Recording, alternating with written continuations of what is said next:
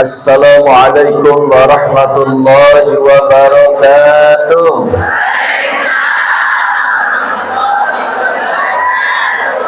Yang semangat menjawab salam saya doakan dapat THR yang sangat banyak tahun ini.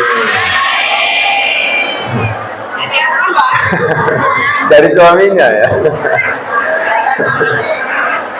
Sekali lagi, Assalamualaikum warahmatullahi wabarakatuh.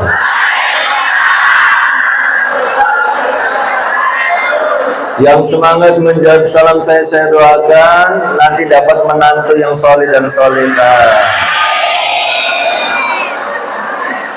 Innallaha witrun yuhibbul witra. Gusti Allah itu ganjil, suka dengan bilangan yang ganjil. Jadi salamnya satu kali lagi, Assalamualaikum warahmatullahi wabarakatuh.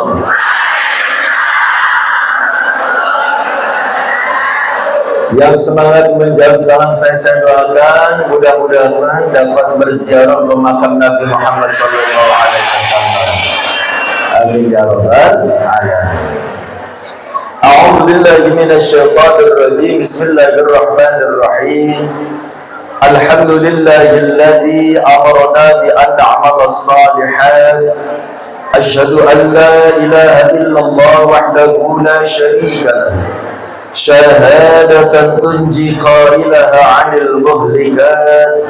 وأشهد أن محمدا عبده ورسوله سيد السادات فصلوات الله وسلامه عليه وعلى آله وأصحابه خير العباد أما بعد قال الله تعالى في كتابه الكريم أعوذ بالله من الشيطان الرجيم بسم الله الرحمن الرحيم Inna anzalnahu fi lailatul qadr wa ma adraka ma lailatul qadr lailatul qadri khairum min alfi syahr sadaqallahul azim.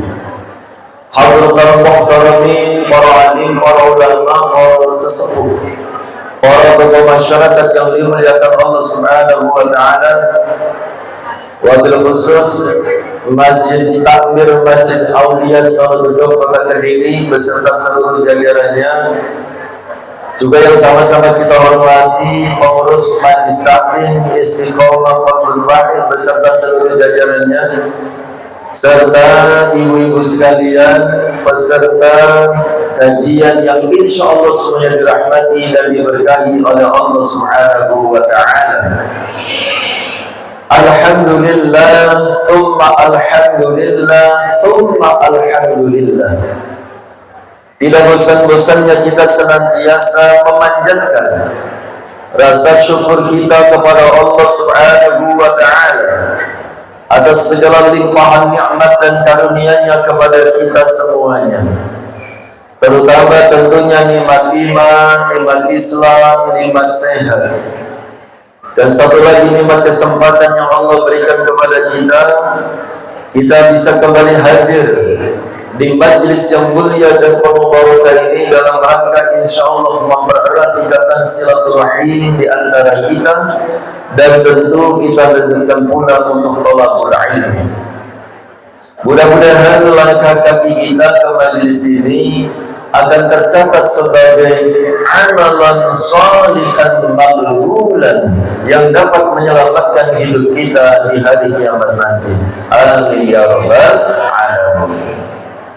Selanjutnya salawat serta salam tidak akan pernah lupa kita sanjungkan kepada uswah dan qudwah kita, panutan dan anutan kita, baginda Rasul Muhammad sallallahu alaihi wasallam beserta keluarganya, para sahabatnya, para penerus dakwahnya, dan kita semua sebagai umatnya. Mudah-mudahan kita semua termasuk umat beliau yang biidznillah akan mendapatkan syafaat dari beliau di yaumil qiyamah nanti. Amin ya rabbal alamin. Ibu yang dirahmati Allah, tema kita pada pagi hari ini tentang satu hari yang sangat istimewa yang ada di dalam bulan suci Ramadan. Satu malam yang lebih baik dari 1000 bulan. Malam apa, Bu? Lailatul Qadar. Ini yang akan kita bahas pada pagi hari ini.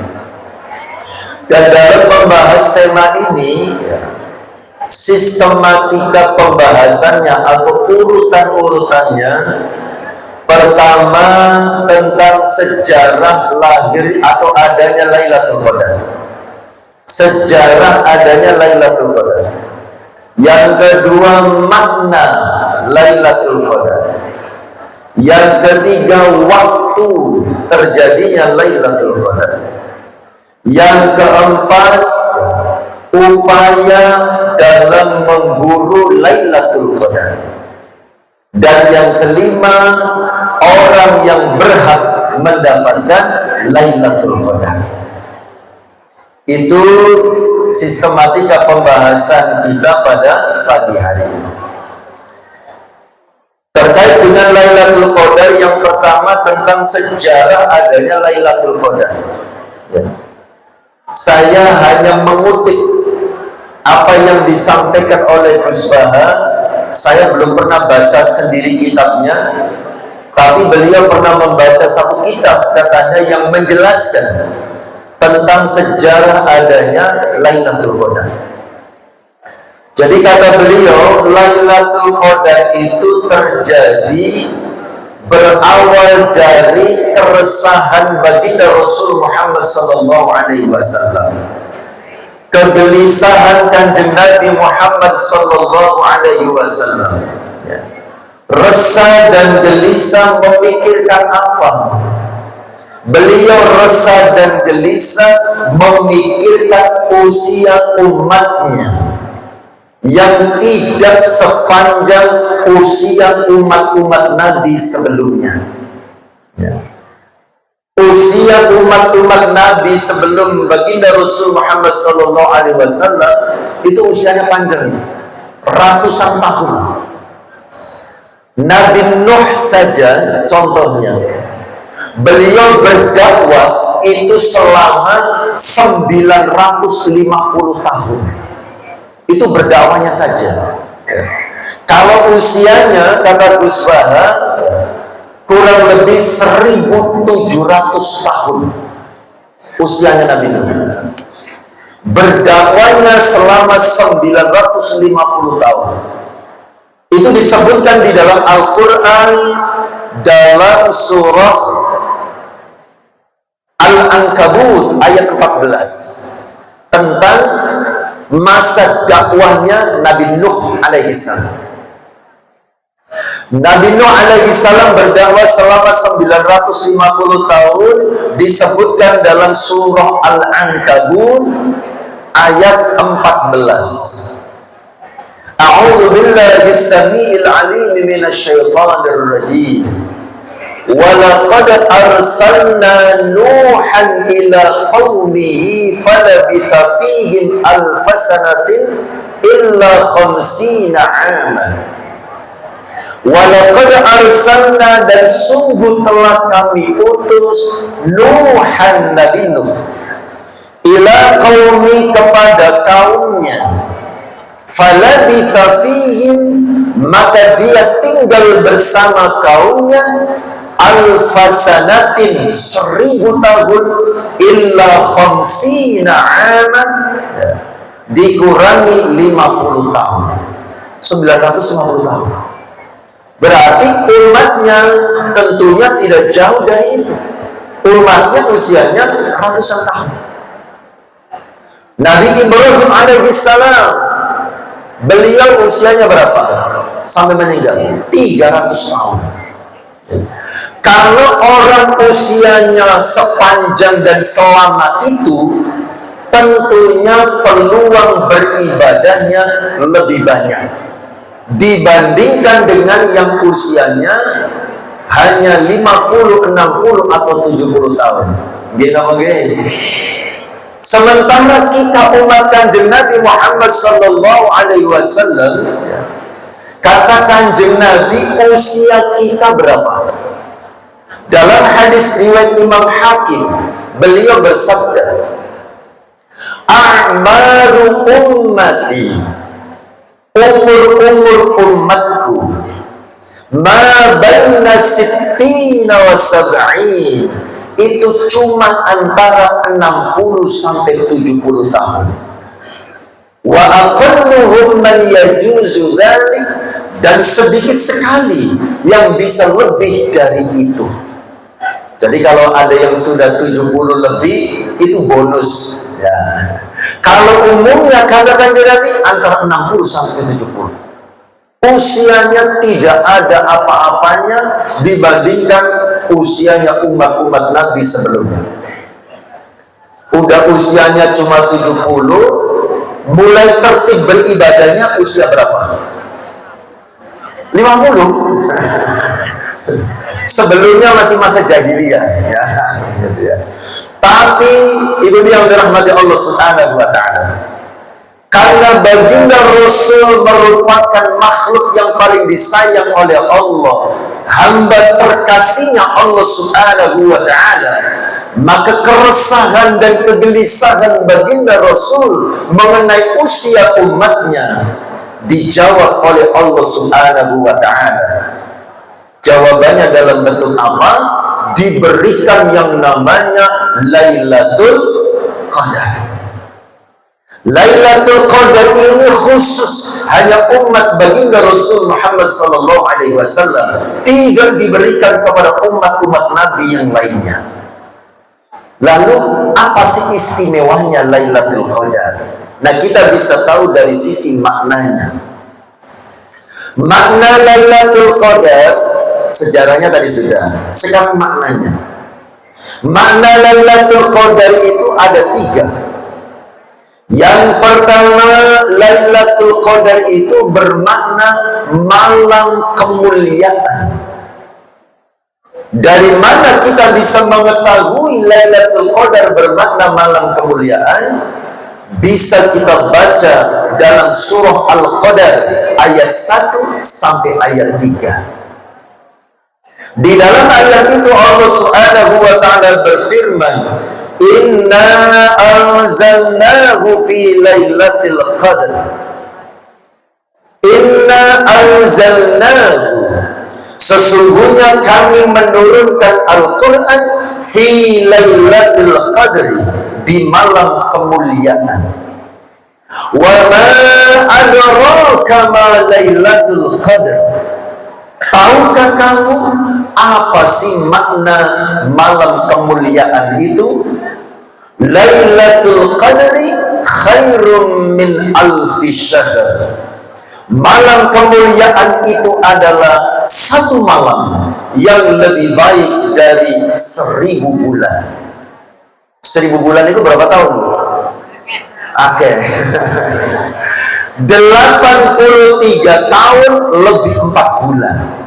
Itu 1000 bulan. Lalu apa maksudnya satu malam lebih baik dari 1000 bulan? Nah, ini yang perlu dipahami. Satu malam lebih baik dari 1000 bulan, itu artinya ketika kita beribadah satu kali tapi bertepatan dengan Lailatul Qadar, maka ibadah yang cuma satu kali itu pahalanya lebih baik atau minimal sama dengan ibadah yang sama yang dilakukan selama 1000 bulan atau 83 tahun. Jangan baca Al-Quran mungkin cuma 1 halaman, tapi bertepatan dengan Lailatul Qadar. Masya Allah, pahalanya berapa? Seperti orang yang membaca Al-Quran full 24 jam, 1 hari 1 malam selama 83 tahun. Jadi Lailatul Qadar itu merupakan pelipat gandaan pahala yang luar biasa yang Allah berikan khusus hanya untuk umat baginda Rasul Muhammad sallallahu alaihi wasallam. Itu hebatnya Lailatul Qadar. Satu kali beramal, tapi pahalanya seperti beramal selama 83 tahun. Sekarang kita coba hitung, kita bandingkan berapa pahala yang bisa kita kumpulkan dibandingkan dengan pahala yang dikumpulkan oleh umat-umat Nabi sebelumnya. Seumpamanya kita usianya mentok sampai usia 70 tahun, seumpama, ya kita berharap dapat bonus yang banyak, lebih dari 70 tahun. Seumpama kita cuma sampai 70 tahun, tetapi kita setiap tahun dapat Lailatul Qadar, itu tinggal dikalikan. Usia kita dapat Lailatul Qadar dikalikan 83 tahun. Itulah banyaknya pahala yang kita dapatkan. Seumpama ya, kita mulai tertib ibadah usia berapa, Bu? Jenengan mulai tertib sholat gitu ya, tertib pengajian ya, tertib sholat sunnah, itu mulai usia berapa? Taruhlah seumpama gitu ya, usia 30 ya, seumpama itu masa jahiliyahnya gitu, yang 1 sampai 29 gitu ya. Ada yang bilang jenengan mulai tertib ibadah usia berapa? 6 tahun Ustaz. Kok keren sudah gitu ya, maksudnya 6 tahun yang lalu baru tertib ibadah gitu. Taruhlah mulai tertib ibadah usia 30 sampai usia 70, berarti berapa tahun? 40 tahun. Tetapi semenjak tertib ibadah usia 30 tahun sampai usia 70 tahun, berarti 40 tahun, setiap tahun dapat Lailatul Qadar. Nah, berarti tinggal dikalikan. Saya penasaran, Bu, tak hitungkan ya. Ini saya bawa kalkulator ya. 40 tahun dikali 83, karena Lailatul Qadar lebih baik dari 1000 bulan. 83, Masya Allah, Bu, 3320. Nah, artinya apa? Kita usianya sampai 70 tahun, tertib ibadah usia 30 tahun, berarti tertib ibadah cuma 40 tahun. Tapi selama 40 tahun, setiap tahun kita dapat Lailatul Qadar. Maka 40 dikalikan 83 menjadi 3320. Artinya kita ibadahnya cuma sampai usia 70, tapi pahala yang kita kumpulkan seperti orang yang berusia 3320 tahun. Masya Allah, itu hebatnya Lailatul Qadar. Jadi sekalipun kita ini usianya pendek, tidak sepanjang usia umat-umat Nabi sebelumnya, tapi kita berpeluang mendapatkan pahala yang lebih banyak dibandingkan umat-umat Nabi sebelumnya, asalkan kita mendapatkan Lailatul Qadar. Makanya kata Kanjeng Nabi, kita ini datang ke dunia belakangan. Kan umatnya Nabi Muhammad kan paling belakangan. Nabi Adam dulu, Adam, Idris, Nuh, Soleh dan seterusnya. Umatnya Kanjeng Nabi Muhammad ada di dunia ini paling akhir. Tetapi kata Kanjeng Nabi, nanti di akhirat kita masuk surganya duluan. Amin ya rabbal alamin. Itu dijelaskan ya, di dalam kitab-kitab tafsir ya, itu dijelaskan bahwa kita umat terakhir tapi masuk surganya duluan. Kenapa? Karena kita umat tersayang ya, umat terbaik, kuntum khairu ummatin ukhrijat linnas, dan seterusnya. Dan kenapa kita masuk surganya duluan? Karena bisa jadi pahala kita lebih banyak dibandingkan pahala umat-umat Nabi sebelumnya. Karena kita mendapatkan apa? Lailatul Qadar. Baik, itu makna Lailatul Qadar yang pertama. Apa maknanya, Bu? Malam kemuliaan. Artinya apa? Malam yang lebih baik dari 1000 bulan. Artinya lagi adalah kita beribadah satu kali bertepatan dengan Lailatul Qadar, itu pahalanya seperti beribadah berkali-kali selama 83 tahun. Itu maknanya malam kemuliaan. Yang kedua, Lailatul Qadar itu bermakna malam penjelasan. Malam penjelasan. Ya. Apa maksudnya? Dari mana kita bisa memahami hal itu? Dijelaskan oleh Allah di dalam surat Ad-Dukhan ayat 4. Surat Ad-Dukhan itu surat nomor 44. Ayatnya ayat nomor 4. Di dalam ayat itu Allah Subhanahu wa ta'ala berfirman, fiha yufradu kullu amrin hakim. Fiha, di malam itu, di malam Lailatul Qadar, yufradu, dijelaskan, kullu amrin, semua urusan, hakimin, yang penuh hikmah. Saya baca dalam tafsirnya, maksud dari ayat ini adalah di malam Lailatul Qadar Allah Subhanahu wa ta'ala menjelaskan kepada para malaikat tentang takdir 1 tahun yang akan datang.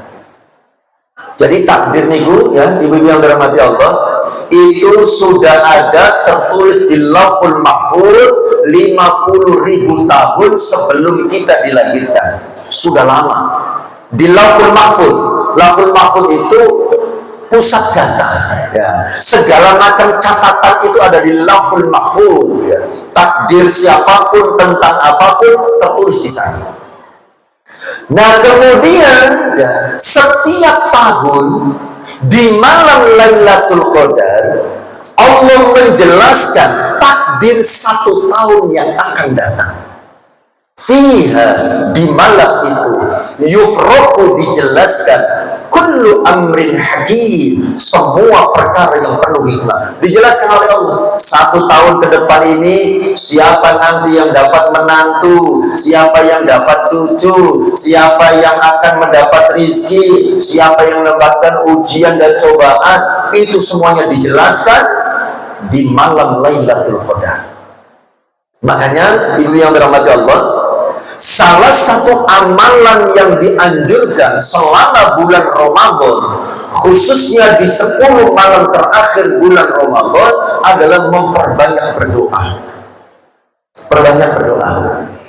Lalu apa hubungannya memperbanyak berdoa dengan Lailatul Qadar? Lailatul Qadar makna yang kedua tadi apa? Malam penjelasan. Di malam itu dijelaskan seluruh perkara yang akan terjadi. Dan kita masih ingat, saya dulu pernah menyampaikan dalam surat Ar-Ra'd ayat 39, Allah Subhanahu wa ta'ala menjelaskan kepada kita bahwa Allah masih punya hak prerogatif, hak pribadi yang tidak ada yang bisa mengganggu gugat. Hak untuk apa? Menghapus apa yang sudah ditulis kemudian diganti dengan yang baru. Ar-Ra'd ayat 39 Allah mengatakan, Yamhullah, Allah akan menghapus. Apa yang dihapus oleh Allah? Apapun yasha'u, yang Allah kehendaki. Setelah dihapus, wa yuthbit, kemudian Allah akan menetapkan apapun yang Allah kehendaki. Wa indahu ummul kitab, dan di sisi Allah lah induk segala catatan. Jadi takdir yang sudah Allah tulis, Allah Subhanahu wa ta'ala masih punya kewenangan untuk merubahnya. Lalu apa peran kita? Apa usaha kita agar Allah Subhanahu wa ta'ala berkenan mengubah takdir buruk menjadi takdir yang baik? Barangkali tulisan takdir tentang kita kok buruk tulisannya, kita berharap Allah mengubah menjadi takdir yang baik. Bagaimana caranya? Kanjeng Nabi mengatakan, la yaruddul qadar illa ad-du'a, tidak ada yang bisa mengubah takdir kecuali berdoa. Makanya perbanyak berdoa ya. Salah satu keistimewaan bulan Ramadan, doa-doa yang dipanjatkan di dalamnya tidak akan ditolak oleh Allah Subhanahu wa taala. Perbanyak berdoa. Karena barangkali tulisan takdir tentang kita tulisannya jelek, harapannya dengan doa-doa yang terus kita panjatkan, Allah mengubahnya menjadi takdir yang baik. La yaruddul qada illa ad-du'a. Tidak ada yang bisa mengubah takdir kecuali doa. Makanya kan Kanjeng Nabi memberikan contoh kepada kula panjenengan. Dalam seluruh aktivitas dalam hidup kita selalu diawali dan diakhiri dengan berdoa. Gitu apa gitu? Mau makan berdoa, selesai makan berdoa. Ya. Nah itu penting Bu, jangan disepelekan. Ya. Kadang-kadang kita itu karena makan menjadi rutinitas ya laplop biasa aja tanpa baca doa. Berdoa. Karena barangkali tulisan takdirnya ya ada orang yang mati keselak pentol semuanya kan gitu ya. Ada kejadian di Pare ya. Tapi memang anak-anak ya. Anak-anak kan belum bisa mengunyah barangkali kan gitu ya. Ya keselak pentol sampai mati ya. Ada orang tua bisa jadi tidak menutup kemungkinan tersedak kan gitu ya, mati gitu. Makanya awali seluruh aktivitas kita dengan membaca doa dan akhiri pula dengan membaca doa. Masuk kamar mandi berdoa, keluar kamar mandi berdoa, mau tidur berdoa, bangun tidur berdoa. Dalam seluruh aktivitas kita, Kanjeng Nabi memberikan contoh kepada kita diawali dan diakhiri dengan berdoa. Supaya apa? Barangkali tulisan takdir kita buruk, dengan doa-doa yang kita panjatkan, harapannya Allah mengubah takdir buruk menjadi takdir yang baik. Baik, kembali ke masalah utamanya. Jadi makna Lailatul Qadar yang kedua apa? Malam penjelasan. Penjelasan tentang apa? Penjelasan tentang takdir 1 tahun yang akan datang. Ya, supaya kita senantiasa mendapatkan kebaikan, ditakdirkan baik oleh Allah, maka perbanyaklah berdoa kepada Allah Subhanahu wa ta'ala. Sudah selesai yang kedua. Yang ketiga, ya, makna Lailatul Qadar adalah malam yang sempit. Kok bisa Lailatul Qadar bermakna malam yang sempit?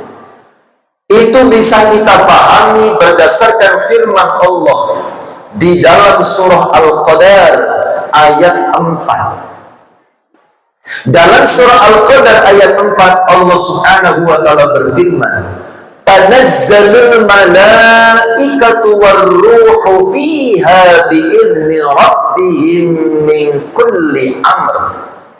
Tanazzalu turun, al-malaikatu para malaikat, warruhu ar-ruh itu yang dimaksud malaikat Jibril. Tanazzalu turun al-malaikatu para malaikat, warruhu dan juga malaikat Jibril, fiha di malam itu. Jadi malaikat Jibril dan para malaikat yang lain di malam Lailatul Qadar turun ke dunia. Untuk apa? Bi'izni rabbihim, dengan izin Tuhan mereka, dengan perintah Allah Subhanahu wa ta'ala, min kulli amr, untuk mengatur segala urusan. Jadi malam itu takdir dijelaskan, dan mulai malam itu pula takdir itu dilaksanakan. Makanya di malam itu nanti ada orang melahirkan, ada orang meninggal, ada orang dapat rezeki, ada orang dapat musibah dan lain sebagainya. Karena malaikat sudah mulai pada turun melaksanakan takdir yang sudah dijelaskan oleh Allah Subhanahu wa ta'ala. Makanya dunia dianggapnya terasa sempit karena malaikat atau makhluk langit pada turun ke dunia. Ini yang dirahmati Allah Subhanahu wa ta'ala. Itu makna Lailatul Qadar. Tapi yang paling penting yang perlu kita ingat, yang membahagiakan hati kita adalah makna yang pertama. Itu yang harus selalu kita ingat untuk memotivasi kita untuk bersemangat memburu Lailatul Qadar. Kemudian yang berikutnya, sejarah sudah, makna sudah, Sekarang kapan terjadinya Lailatul Qadar? Rahasia.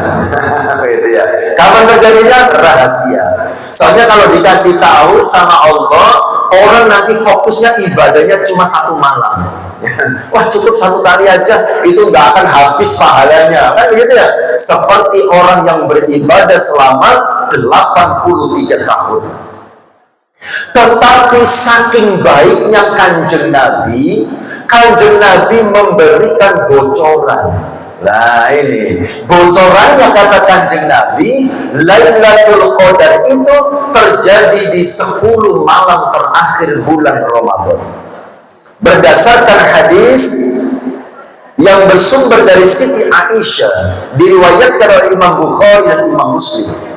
Siti Aisyah bercerita, karena Rasulullah sallallahu alaihi wasallam, bahwasanya Rasulullah sallallahu alaihi wasallam yujawiru fil ashril awakhir min Ramadan, ketika melewati 10 malam terakhir bulan Ramadan, wa yaqulu, Rasul bersabda, taharraw, berburulah kalian semua, burulah oleh kalian semua Lailatul Qadri, Lailatul Qadar fil ashril awakhir, di 10 malam terakhir min Ramadhan, dari bulan Ramadan.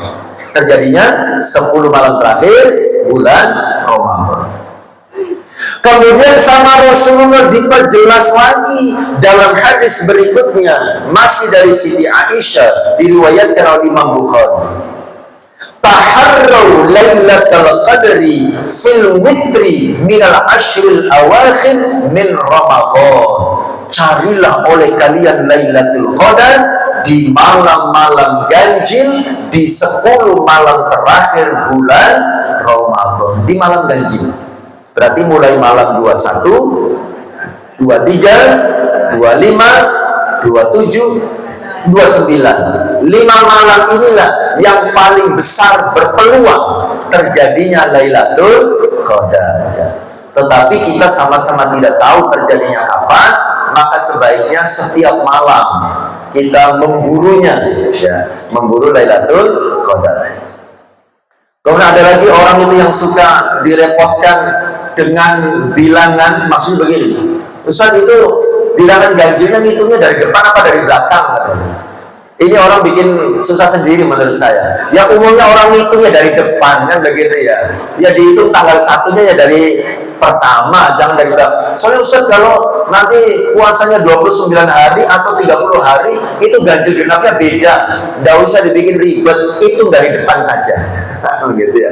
Jadi kalau malam ganjil yang pertama setelah di 10 malam terakhir itu adalah malam 21. Ustaz, kalau nanti Ramadannya cuma 29 gitu ya, itu tidak 10 Ustaz, cuma 9 nantinya itu. Berarti 10-nya itu mulainya tanggal 20, bukan tanggal 21. Nah, itu dibikin ribet gitu ya. Jangan dibikin ribet gitu ya. Kita hitung dari depan saja. Ya, malam ganjilnya ya di malam-malam tanggal ganjil. Nggak usah melihatnya ini 29 hari atau 30 hari. Hitung dari depan saja ya. Atau kalau pengen lebih aman, ya sudah, daripada bingung, tiap malam saja ibadahnya. Gitu ya. Daripada bingung gitu ya. Tapi kalau dibikin tidak ribetnya, ya dihitungnya dari depan. Yang namanya ngitung ya dari angka 1, kan begitu ya. Jadi malam 21, 23, 25, 27, 29. Ini yang paling berpeluang adanya atau terjadinya Lailatul Qadar. Baik. Kemudian, ibu yang dirahmati Allah, apa upaya yang kita lakukan untuk memburu Lailatul Qadar? Berarti poin berikutnya ya, yang keempat. Apa upaya kita, usaha kita, yang kita lakukan dalam rangka memburu Lailatul Qadar? Masih ingat, Lailatul Qadar itu satu malam yang lebih baik dari 1000 bulan, yang maknanya kita beribadah 1 kali bertepatan dengan Lailatul Qadar, pahalanya seperti ibadah 83 tahun. Berarti cara memburu Lailatul Qadar adalah dengan cara memperbanyak ibadah. Makanya Kanjeng Nabi Muhammad SAW menurut Siti Aisyah, ya, Siti Aisyah bercerita, karena Rasulullah sallallahu alaihi wasallam, bahwasanya Rasulullah sallallahu alaihi wasallam jika dakhala beliau memasuki al-ashra al-awakhir, 10 hari terakhir min Ramadan, dari bulan Ramadan. Apa yang dilakukan oleh Kanjeng Nabi memasuki 10 hari terakhir bulan Ramadan? Pertama, ahya al-lail, menghidupkan malam-malamnya. Menghidupkan malam-malamnya artinya menghidupkan malam-malamnya dengan melakukan ibadah. Ya. Jadi menghidupkan malam itu ya, bukan semua lampu dinyalakan kemudian kita tidur, bukan gitu ya. Menghidupkan malam artinya menghidupkan malam-malam itu dengan melakukan ibadah. Lalu ibadahnya apa saja yang kita lakukan? Yang pertama, memperbanyak membaca Al-Quran.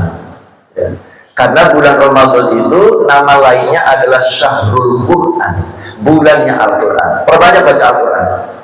Apalagi bagi yang targetnya belum tercapai. Ini sudah tanggal 17, sudah puasa hari ke-17, seharusnya minimal itu sudah juz 17. Ya. Jadinya sudah juz berapa, Bu? 21. Wah, keren ya. Seharusnya sudah juz 17. Kalau mau target minimal khatam 1 kali. Ya, khatam 1 kali itu berarti 1 hari cuma 1 juz. Padahal jenengan kalau di luar bulan Ramadan biasa 3 juz. Juz Al-Bukhari, juz melon, juz apa lagi? Juz tomat. Itu 1 hari bisa 3 juz jenengan. Bulan Ramadan 1 juz saja, tapi 1 juz Al-Quran. Ya. Nanti kalau yang targetnya belum tercapai, di 10 malam terakhir bulan Ramadan kita kejar. Ibu yang dirahmati Allah, kalau panjenengan membaca Al-Quran bertepatan dengan Lailatul Qadar, mungkin baca Al-Qurannya cuma beberapa halaman, tapi bertepatan dengan Lailatul Qadar, maka pahalanya seperti membaca Al-Quran 24 jam full 1 hari 1 malam selama 83 tahun. Masya Allah. Itu tahun ini saja. Tahun depan begitu lagi, nanti dapat pahala lagi 83 tahun. Masya Allah. Amin ya rabbal alamin. Perbanyak baca Al-Quran yang pertama. Dan seperti nasihat banyak gurunda kita ya, untuk bulan Ramadan itu hati-hati ya. Naruh Quran jangan dekat-dekat. Nah, karena nanti Al-Quran sinyalnya kalah. Jangan habis sholat semangat mau baca Al-Quran, Al-Qurannya dicari di mana ya Al-Qurannya? Loh, sebelahan. Kira-kira yang dibuka Al-Quran apa? HP? Setannya bisiki, buka HP dulu, barangkali ada orderan. Nah itu, apalagi mau lebaran itu kan orderan itu kan banyak banget gitu ya. Buka dulu, takutnya ada orderan ya. Ini persaingan sangat ketat ya. Ini barang yang diproduksi tidak hanya oleh kita, di luar sana juga banyak. Ini kalau kita tidak fast respon, nanti akan ditinggal sama konsumen. Itu setan bisiki begitu. Buka HP dulu. Kemudian sudah buka HP tentang orderan, dibisiki lagi, itu grupnya lo dibukai dulu, takutnya ada pesan penting dalam grup. Padahal grupnya jenengan ada berapa, Bu? Grup alumni SD, alumni SMP, alumni SMA, alumni kuliah, ada grup senam, ada grup arisan, grup pengajian, grup sepeda, grup RT, grup RW, banyak sekali grupnya. Itu untuk buka grup aja udah habis waktunya. Ya, jadi jangan dekat-dekat HP naruh Qurannya, ya. Nanti sinyalnya kalah. Ya. Kemudian berikutnya, ya, untuk memburu Lailatul Qadar yang kita lakukan berikutnya adalah memperbanyak berzikir, banyak-banyak berzikir. Dan zikir salah satunya yang utama untuk dibaca di bulan Ramadan, ya, khususnya di malam-malamnya adalah istighfar. Istighfar, ya. Karena bulan Ramadan itu bulan diampuninya dosa-dosa. Salah satu cara untuk mendapat pengampunan dosa, perbanyak istighfar, mohon ampun kepada Allah. Dan membaca istighfar harus lebih diperbanyak lagi, itu di waktu sahur. Ya, baca istighfar itu yang paling bagus, itu diperbanyak di waktu sahur. Ya. Kata siapa? Kata Allah dalam Al-Quran. Panjenengan bisa baca dalam surah Az-Zariyat mulai ayat 15 sampai ayat 19. Di dalam ayat-ayat itu menjelaskan tentang kebiasaan ahli surga. Ya. Di situ dijelaskan, innal muttaqina fi jannati wa uyun. Sesungguhnya orang bertakwa itu ditempatkan di taman-taman surga dan di mata air surga. Akhirina ma atahum rabbuhum. Mereka mengambil, memanfaatkan, menikmati fasilitas yang disediakan oleh Tuhan mereka untuk mereka. Innahum kanu qabla dzalika muhsinin. Sesungguhnya ahli surga itu sebelum di surga, ketika di dunia mereka adalah orang-orang yang melakukan kebaikan. Apa kebaikan yang dilakukan? Ada 3 dalam ayat selanjutnya dijelaskan. Pertama, ciri ahli surga ketika mereka di dunia, ciri pertama adalah kanu qalilan minal laili ma yahja'un. Mereka sedikit tidurnya di waktu malam. Nah, sedikit tidurnya, bukan sedikit-sedikit. Nah, itu titik-titik turun begitu ya. Sedikit tidurnya, bukan sedikit-sedikit tidur. Berapa lama tidurnya ahli surga itu?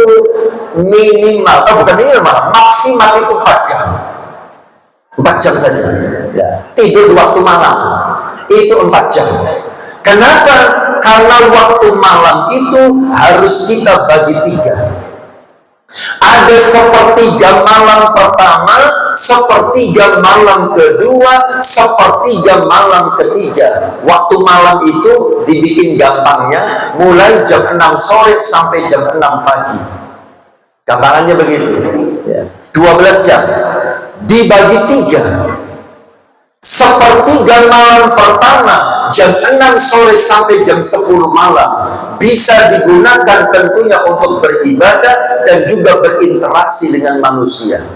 Ada sholat isya, sholat tarawih, sholat witir, tadarus Al-Quran, atau menghadiri undangan tetangga. Kadang-kadang ada yang syukuran di malam bulan Ramadan, kan begitu ya.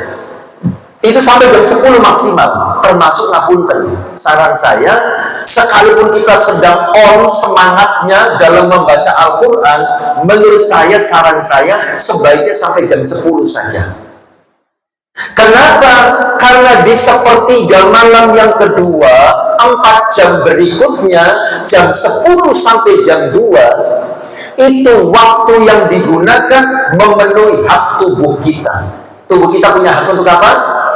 Istirahat, tidur, ya. Karena tubuh ini kalau tidak dipenuhi haknya, dia juga akan berontak. Jenengan kalau kurang tidur pagi-pagi apa enak gitu ya? Gak enak di badan itu. Kadang-kadang menggergesi barang kan begitu ya. Gak enak. Sekalipun dibalas, diganti, tidur sampai zuhur gitu ya. Gara-gara malamnya mengejar Lailatul Qadar sampai jam 2 gak tidur gitu. Baru subuh tidur sampai zuhur. Habis sholat zuhur nyambung tidur lagi. Nah, begitu ya. Habis sholat asar tidur lagi. Itu sekalipun diganti siang hari tidur terus tetap tidak tergantikan, di badan tetap tidak enak. Makanya kata orang medis itu ya, tidur yang ideal adalah di jam-jam itu, antara jam 10 sampai jam 2 ya. Itu pun paling-paling bisa tidurnya nyampe itu cuma 2 jam. Tidur startnya jam 10, tapi biasanya tidak langsung merem, gelundang-gelundung dulu kan gitu ya, scroll HP kan gitu ya, jam 11 baru tidur. Gitu ya. Ya, itu waktunya tidur. Jadi ngapunten, mengejar dan memburu Lailatul Qadar, begadang tidak tidur itu tidak ada tuntunannya. Ya. Kanjeng Nabi pernah menegur ketika ada orang yang mengatakan, mulai hari ini saya akan terus qiyamul lail dan tidak akan tidur. Orang yang kedua mengatakan, mulai saat ini saya akan puasa terus, tidak akan berbuka. Dan orang yang ketiga, saya tidak akan menikah. Kemudian perkataan mereka didengar oleh Nabi. Nabi menegur mereka, aku ini lebih takut kepada Allah daripada kalian. Tetapi aku sholat malam, tapi aku pun tidur. Aku berpuasa dan aku pun berbuka, dan aku pun menikahi wanita.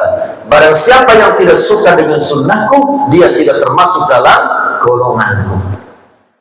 Juga dalam hadis tadi, ketika Nabi memasuki 10 malam terakhir, beliau menghidupkan malam-malamnya dan membangunkan keluarganya. Namanya membangunkan berarti tidur dulu. Ya. Jadi tetap ada tidurnya. Tidurnya ahli surga berapa jam? 4 jam, ya, jam 10 sampai jam 2. Setelah itu jam 2 bangun lagi. Di situ kita habis-habisan, ya, habis-habisan lagi beribadah kepada Allah Subhanahu wa Ta'ala. Nah, kemudian ciri berikutnya, yang pertama sedikit tidurnya di waktu malam. Yang kedua, kata Allah, ciri ahli surga berikutnya adalah wabil ashari hum yastaghfirun. Di waktu-waktu sahur mereka banyak beristighfar. Jadi istighfar yang pas itu adalah di waktu sahur, ya. Jam 2 bangun, ya, jenengan menyiapkan makanan untuk keluarga, sudah beres, sudah siap, gitu ya. Ya. Masih ada waktu, sahurnya tetap lebih baik dimepetkan menjelang subuh, ya, diakhirkan 3:30 itu sudah cukup lah, ya. Jangan masih ada waktu, silakan kembali bermunajat kepada Allah, sholat lagi, baca Al-Quran lagi, berzikir lagi, terutama apa? Beristighfar, mohon ampun kepada Allah, kemudian memperbanyak berdoa lagi, ya.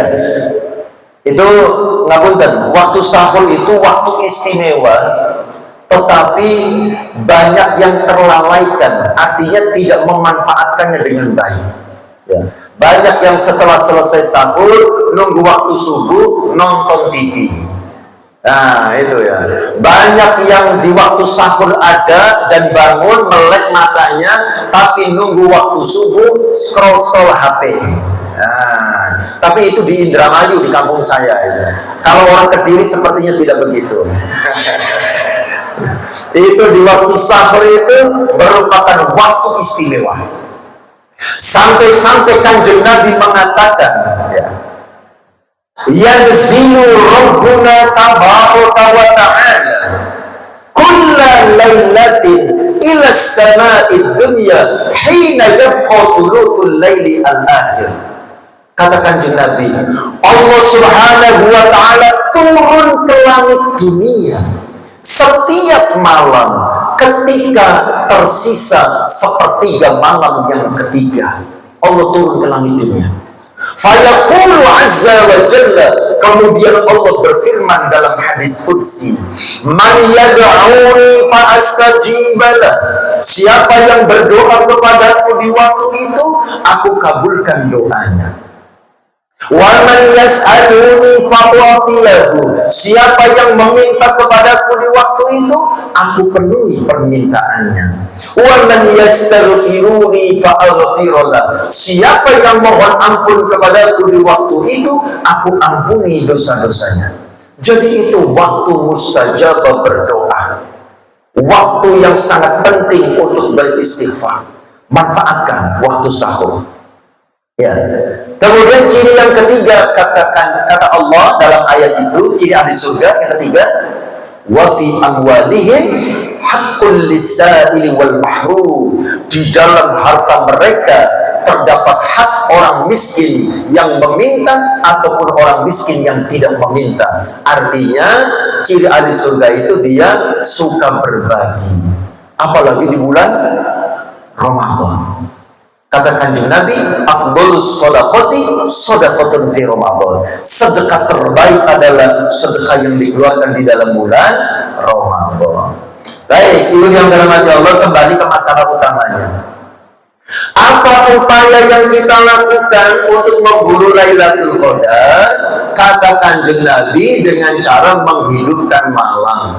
Arti menghidupkan malam adalah memperbanyak ibadah di malam-malam itu. Ibadahnya apa saja? Tadi sudah kita sebutkan. Pertama, baca Al-Quran. Yang kedua, berzikir. Yang ketiga, memperbanyak sholat sunnah. Perbanyak sholat sunnah. Jadi sekalipun jenengan sudah sholat tarawih, sudah sholat witir, nanti malam setelah bangun kemudian sahur, itu masih boleh kalau mau sholat lagi. Yang tidak boleh itu kalau witir lagi. Yang dilarang itu witir 2 kali. Setelah sholat tarawih witir, malam hari sholat lagi witir lagi, itu tidak boleh. Tapi kalau sholat sunnah yang lainnya boleh. Jenengan sholat hajat, jenengan sholat taubat, jenengan sholat tasbih, jenengan sholat istikharah, jenengan sholat tahajud, boleh.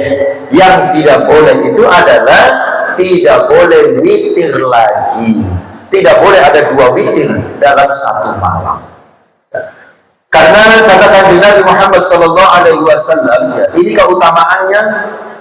Sholat sunnah di malam-malam dalam rangka berburu Lailatul Qadar. Katakan Nabi, man qoma Lailatul Qadri imanan wahtisaban ghufira lahu ma taqaddama min dhanbi. Barang siapa melaksanakan sholat pada malam Lailatul Qadar imanan, didasari karena iman. Maksudnya sholatnya itu dengan kesadaran bahwa ini perintah Allah dan sunnah Rasulullah SAW. Kita sholat bukan karena sekedar mengikuti tren, kita sholat bukan karena ikut-ikutan, tapi karena iman. Waktu sabar, kemudian sholatnya diniati hanya mencari ridho dan balasan dari Allah, bukan karena ingin dipuji oleh manusia. Kalau kita sholat diniati karena Allah, diniati mencari ridho Allah, didasari karena iman, katakan Nabi, ghufira lahu ma taqaddama min dhanbi. Dosa-dosanya yang lalu diampuni oleh Allah Subhanahu wa ta'ala. Kalau kita sholat 2 rakaat saja bertepatan dengan Lailatul Qadar, Masya Allah, pahalanya seperti sholat berkali-kali selama 83 tahun. Itu hebatnya Lailatul Qadar.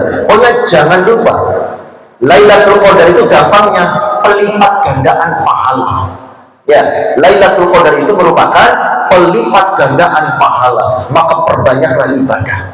Ya. Tapi beribadahnya waktunya normal saja. Tidak usah begadang 24 jam tidak tidur. Apalagi kalau di pagi harinya masih ada amanah, masih ada tugas, masih harus aktivitas, masih harus bekerja. Jangan sampai sambil beraktivitas jenengan jaga toko, kalau nyusui, kalau merem-merem ya, wah tadi malam saya memburu Lailatul Qadar, gak turu aku. Lailatul Qadar jadi kambing hitam. Nah itu tidak boleh. Ada orang bekerja sempoyongan kan begitu ya. Kenapa Pak? Kelihatannya kok enggak seger gitu. Tadi malam saya tak tidur, saya memburu Lailatul Qadar. Lailatul Qadar jadi kambing hitam. Itu tidak boleh. Hidup normal saja. Hidup normal pun itu kita sudah dapat banyak itu. Kalau kita manfaatkan dengan sebaik-baiknya. Sampai jam 10 kita manfaatkan untuk memperbanyak ibadah. Kemudian dari jam 2 sampai waktu subuh perbanyak lagi ibadah. Itu banyak itu. Kalau kita manfaatkan betul untuk melakukan berbagai rangkaian ibadah. Berikutnya, amalan yang dianjurkan dibaca di malam-malam memburu Lailatul Qadar, memperbanyak berdoa. Dan doa yang tidak boleh ditinggalkan, ya, karena diperintahkan oleh Rasulullah.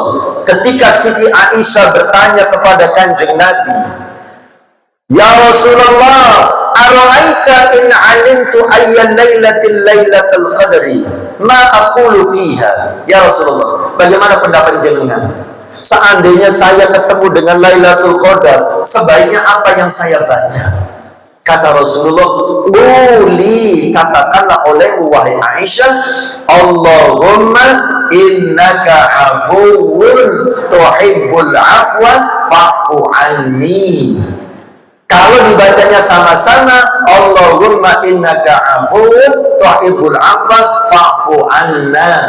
Atau ada juga yang ditambah dengan ya karim, monggo, boleh-boleh saja.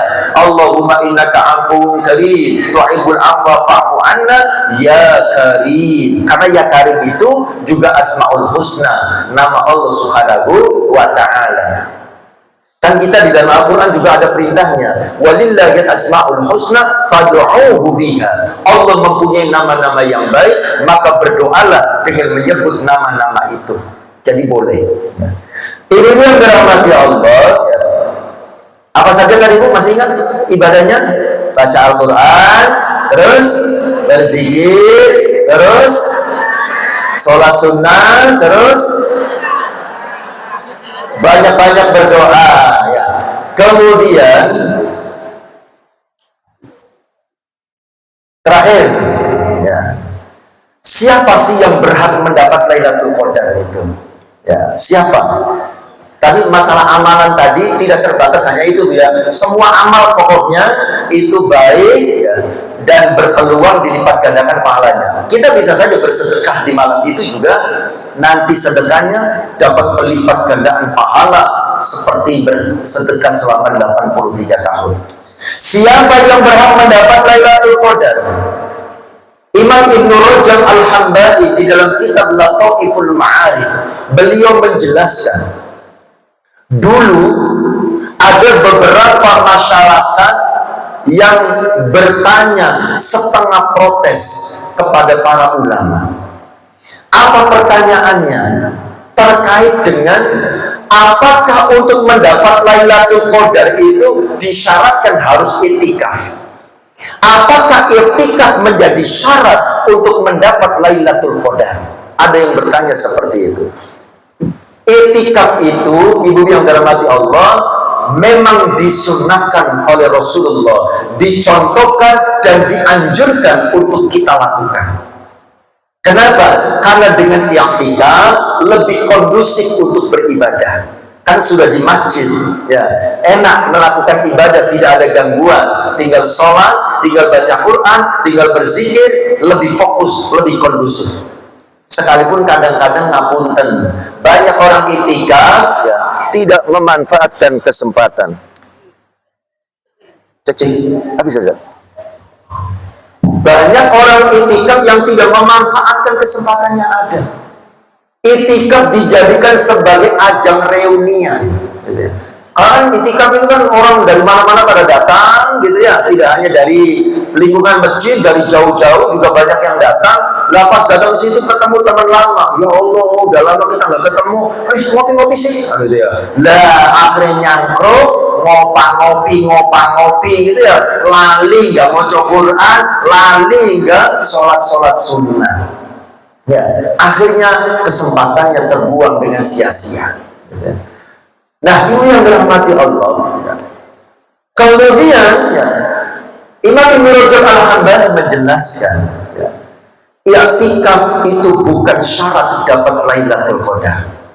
Soalnya kalau iktikaf menjadi syarat dapat Lailatul Qadar, nanti ada beberapa anggota masyarakat yang kehilangan kesempatan dapat Lailatul Qadar. Di antaranya siapa?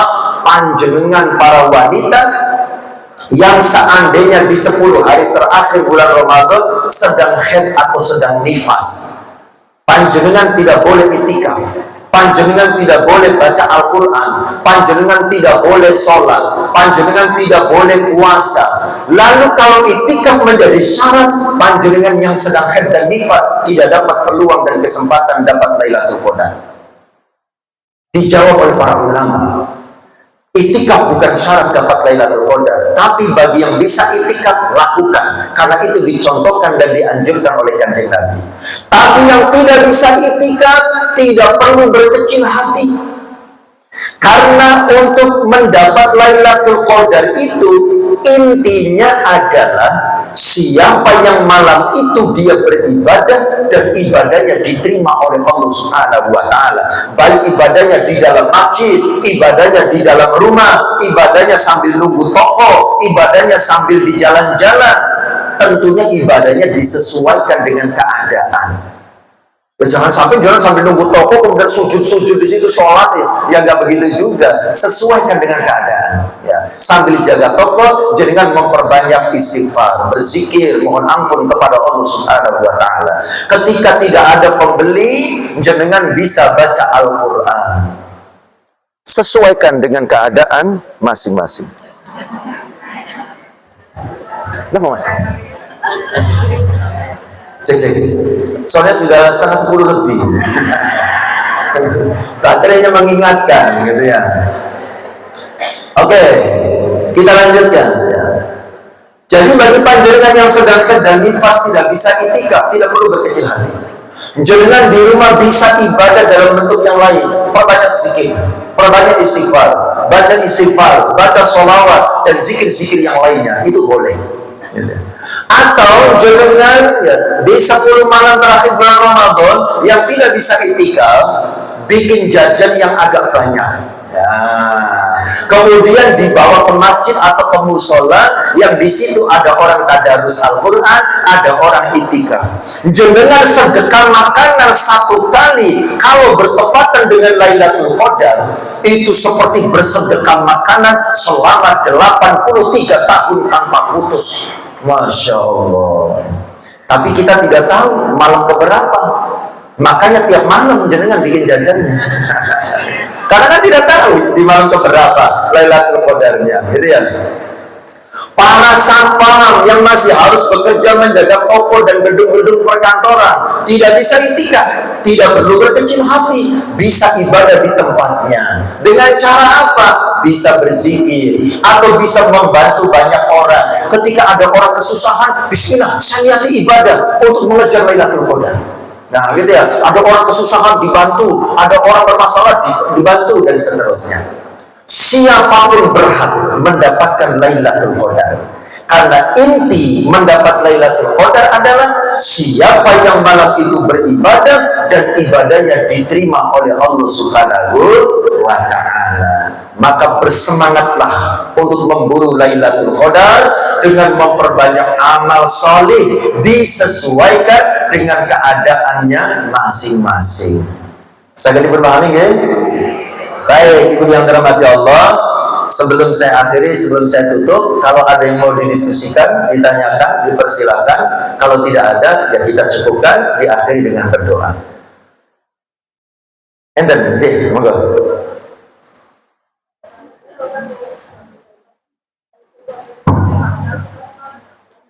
Ya. Oh, tandanya orang dapat Lailatul Qadar itu apa?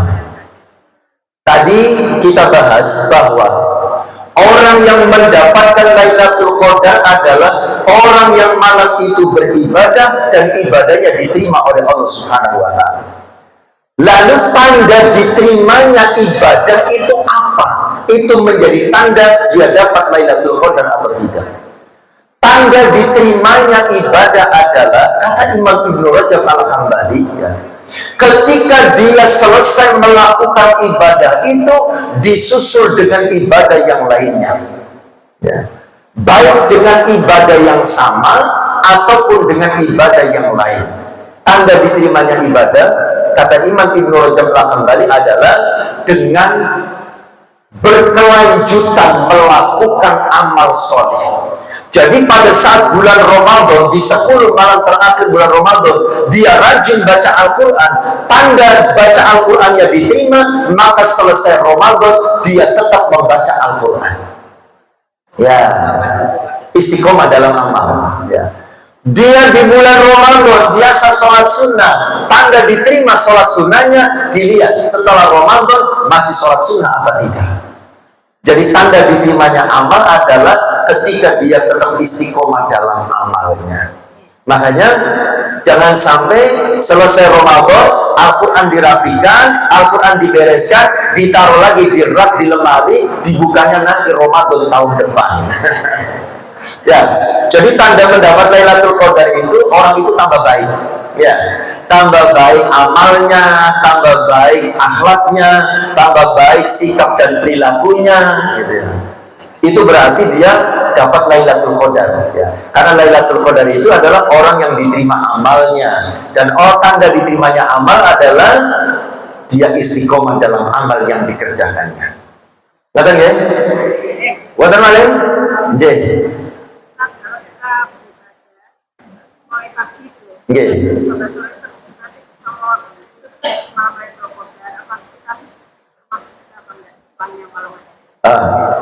Yang namanya Laila itu artinya malam. Jadi memburu Lailatul Qadar itu beribadahnya malam. Gitu ya. Kalau ibadahnya siang, dia dapat keutamaan amal seperti biasa yang pahalanya dilipat gandakan 10 sampai 700 kali lipat. Ada batasnya kalau siang gitu ya. 10 sampai 700 kali lipat. Tapi kalau malam dengan Lailatul Qadar pahalanya seperti ibadah 83 tahun. Beda. Oh ya, ada yang terlupakan. Dalam memburu Lailatul Qadar yang paling minimal ya, cara minimalis dalam memburu Lailatul Qadar itu ada disampaikan oleh para ulama, seperti disampaikan oleh Imam Syafi'i di dalam kitab Al-Um. Beliau mengutip perkataan sahabat Ibnu Abbas. Kata Ibnu Abbas, anna ihya'aha, sesungguhnya menghidupkan malam Lailatul Qadar yahsulu, sudah dianggap berhasil bi ayyusalliya, dengan cara dia sholat al-isya'a, sholat isya fi jama'atin, dalam sholat jamaah, wa ya'zimu, dan dia bertekad ala ayyusalliya, untuk melakukan sholat as-subha, sholat subuh fi jama'atin, dalam sholat jamaah. Jadi cara minimalis dalam memburu Lailatul Qadar, minimal malam itu sholat isya, sholat subuh dilakukan secara berjamaah. Ya, itu cara minimalis. Kalau kita sholat isya, sholat subuh berjamaah bertepatan dengan Lailatul Qadar, itu pahalanya seperti berjamaah selama 83 tahun. Ya. Dan perkataan Imam Syafi'i ini sesuai dengan hadis Nabi Muhammad SAW.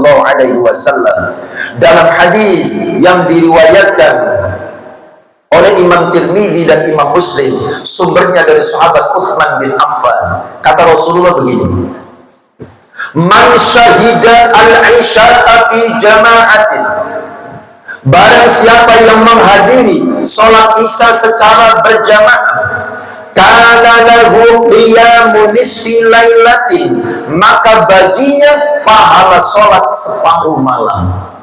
Kalau panjenengan sholat isya berjamaah, itu pahalanya seperti qiyamul lail setengah malam. Wa man shalla al-isya'a wal fajr fi jama'atin kana lahu qiyamul lailatin, barang siapa yang sholat isya, sholat subuh dilakukan secara berjamaah, maka dia mendapat pahala seperti qiyamul lail sepanjang malam. Itu hebatnya sholat isya dan sholat subuh secara berjamaah. Maka menjadi salah satu ciri dari orang munafik itu orang yang malas sholat isya dan sholat subuh. Ya, hati-hati, bulan Ramadan godaannya besar. Makanya kalau buka puasa jangan seperti orang kesetanan. Jangan seperti orang balas dendam, gitu ya. Sembarang-sembarang dipangan, akhirnya kekenyangan, pengennya setelah maghrib leye-leye depan TV pegang remote, ada azan sholat isya, aras-arasan tangi. Wah, aku jiwarek ya. Nanti aja sholat isyanya bengi. Memang boleh, memang sah, tapi dia kehilangan keutamaan dalam memburu Lailatul Qadar. Memburu Lailatul Qadar minimal sholat isyanya berjamaah. Sholat subuh berjamaah itu juga berat di dalam bulan Ramadan. Setelah makan sahur, karena makan sahurnya terlalu malam, nunggu waktu subuhnya masih lama, leye-leye keturun. Nah, gitu ya. Akhirnya kulitnya dipanggang, gitu ya. Ngerti kunutnya dipanggang. Sholat subuhnya kesiangan, kunutnya terkena sinar matahari. Jadi kunutnya dipanggang. Itu karena godaannya sangat besar, karena keutamaannya luar biasa. Ya, jadi makanya makan sahurnya dipepetkan mendekati subuh supaya tidak tergoda untuk tidur lagi. Baik, jadi memburu Lailatul Qadar itu ibadahnya malam. Ya, kalau ibadah siang tetap berpahala, tapi bukan pahala Lailatul Qadar. Ya, minimal untuk memburu Lailatul Qadar, sholat isya, sholat subuh berjamaah. Ya, itu minimalis. Ya, itu sudah termasuk mendapat bagian dari Lailatul Qadar. Nggih, wonten malih? Sampun. Baik, Ibu yang dirahmati Allah, ini saja yang bisa disampaikan.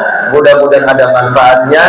Kita akhiri dengan bersama-sama berdoa kepada Allah Subhanahu wa Ta'ala dengan harapan kita semua senantiasa diberikan kesehatan oleh Allah Subhanahu wa Ta'ala. Bagi yang sedang sakit, mudah-mudahan diberikan kesabaran dan cepat disembuhkan dari sakitnya. Mudah-mudahan kita semua diberikan umur yang panjang dan barokah, dimudahkan segala urusannya, dicapai semua harapan, cita-cita dan keinginannya, dilunaskan semua utang-utangnya, didekatkan jodohnya, dan mudah-mudahan anak-anaknya dijadikan sebagai anak-anak yang soleh dan solihah, yang sukses masa depannya, membanggakan dan membahagiakan hati orang tuanya, dan bisa mendoakan orang tuanya ketika meninggal nanti. Dan mudah-mudahan kita semua berkesempatan mendapatkan Lailatul Qadar. Amin ya rabbal alamin. Ala hadiniya wa ala kulli niyatin salihah. Al-Fatihah.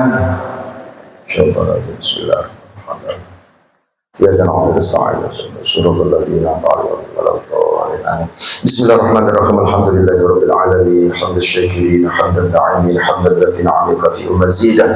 Ya rabbana lakal hamdu kama yanbaghi li jalali wajhikal karim wa 'azimi sultanik. Allahumma shalli 'ala sayyidina Muhammadin salatan tasmi 'ala al-arza wa tuhassiru biha lana al-akhlaq wa 'ala alihi wa sahbihi wa sallim ya arhamar rahimin. Rabbana zalamna anfusana wa illam taghfir lana wa tarhamna lanakunanna minal khasirin. Wa tub 'alaina maulana innaka antat التواب الرحيم. اللهم إنا نعوذ بك من الهم والحزن ونعوذ بك من العجز والكسل ونعوذ بك من الجبن والبخل ونعوذ بك من غلبة الدين وقهر الرجال يا حي يا قيوم برحمتك نستغيث. رب اشرح لنا صدرنا ويسر لنا أمورنا واحلل عقدة من لساننا يفقهوا قولنا. ربنا اغفر لنا ذنوبنا ولوالدينا وارحمهما كما ربيانا صغارا. ربنا هب لنا من أزواجنا وذرياتنا قرة أعين واجعلنا للمتقين إماما. ربنا لا تزغ قلوبنا بعد إذ هديتنا وهب لنا من لدنك رحمة إنك أنت الوهاب. ربنا آتنا في الدنيا حسنة وفي الآخرة حسنة وقنا عذاب النار وادخلنا الجنة مع الأبرار يا عزيز يا غفار يا رب العالمين. وصلى الله على سيدنا محمد النبي الأمي وعلى آله وصحبه وسلم. سبحان ربك رب العزة عما يصفون وسلام على المرسلين والحمد لله رب العالمين. بسر الفاتحة. بسم الله.